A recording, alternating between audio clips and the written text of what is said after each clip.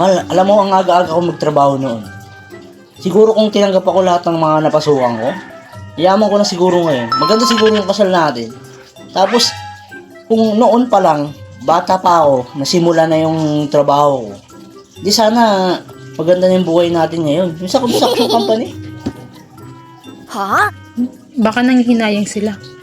Nanginayang, kailangan ko ng trabaho noon.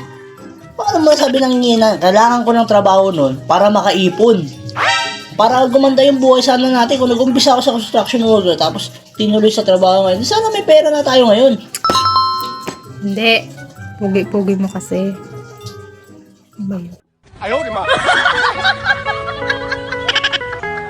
Ito ba?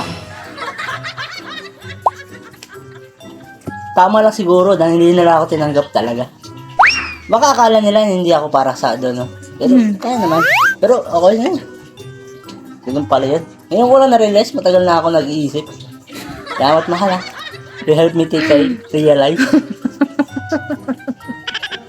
Yup, yup, yup, yup, yup.